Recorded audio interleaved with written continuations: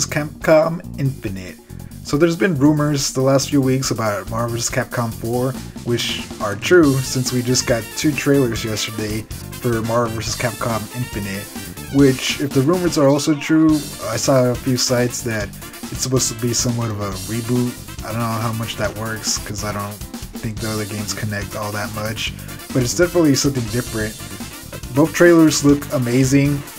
We finally get Megaman X in one of the Marvel vs. Capcom games. We've had several Megaman game characters before, like Megaman, Roll, Zero, Tron Bonne. So it's really cool to see Megaman X. He's one of my favorite characters, or video game characters, and the Megaman X series is one of my favorite Megaman franchises, or franchise games. And we also get Captain Marvel, which I love Captain Marvel. I'm a pretty big comic book fan, and Captain Marvel is awesome, so I'm glad she's finally getting put in the game, because she's a really awesome character. So, like I said, these games are seemingly a lot different. Instead of, Marvel vs. Capcom 2, Marvel vs. Capcom 3, and Ultimate Marvel vs. Capcom 3, you got to choose 3 characters, and you could rotate in and out as the 3 characters.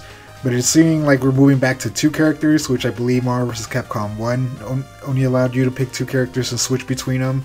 You're not going to get assist characters, if I'm correct. Marvel vs. Capcom 1 had assist characters where you can call on an assist character to help you out in the battle, as well as your other 2 main characters.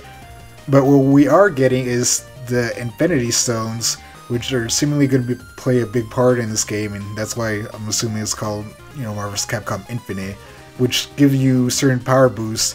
Like in the trailers, both of them, we see Ryu use the Power Infinity Stone, which allows him to make stronger attacks, I'm assuming, or more powerful attacks to do more damage.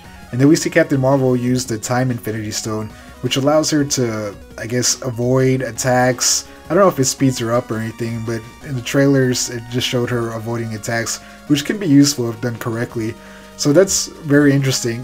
We're only 4 characters are revealed and only 2 of the Infinity Stones. I don't know if they're going to use all of them, like the Mind Stone and everything like that, but it would be interesting to see how they apply them into the game and how that affects the gameplay. The graphics in this game, they look good. They look good and solid. I prefer a little bit more cel-shaded, but I'm really hopeful for this game. It looks fun. I love the Marvel vs. Capcom franchise games. They're fun fighting games. They're one of my favorite fighting games. I just hope it's handled better than Marvel vs. Capcom 3. When that game came out, the DLC characters were not handled well, and it made a lot of people angry. And I know I was angry when that game came out, because when they first came out, they had 2 characters locked on the disc as DLC characters, which is kind of jacked up. It's like, well, you already completed the characters, why not just give them to the people who are loyal to you and bought the game? But you had to either purchase them, or I think some places gave you the characters as a pre-order bonus.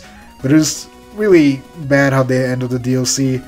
And then, like 8-9 months later, after the game came out, they released Ultimate vs. Marvel vs. Capcom 3, which had a bunch of new characters in it.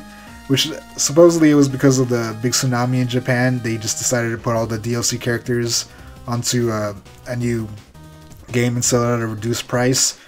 Which, if it's true, I could kind of understand, but still, it made a lot of people angry. I know I was angry when Ultimate Marvel vs. Capcom 3 came out. I was like, really? I just bought this game like not too long ago, and you're already releasing a new version with more characters in it. It was really messed up, or I felt it was really messed up at the time, and I was not happy at all. So I'm hoping they handle the DLC characters a lot better. And if they're working on, when the game's completed, you should have all the characters you completed on there. If after the fact you're like, oh, we can add more characters and you're still working on them, cool, add them, later. So hopefully the DLC is handled well. This game looks awesome. I can't wait to play it. I want to see who else is going to be in the game. Hopefully they have a big roster. A ton of Capcom characters and Marvel characters. Hopefully they have some mutant characters as well. Marvel has been, pulling back on the mutants because they don't hold the movie rights to them, so, they don't advertise them as much, and they don't include them in a lot of things, even in comic events. They've been slowly reintroducing them, I guess, because people are big fans of the mutants, so we'll see. Hopefully we'll have Wolverine or X-23, in their Deadpool.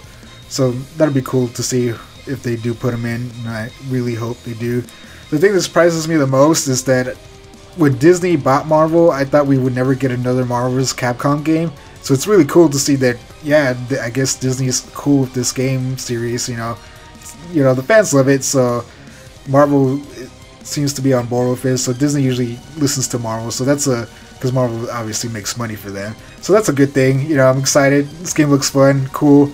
We didn't get a lot of info on it, just what it looks like, 4 characters.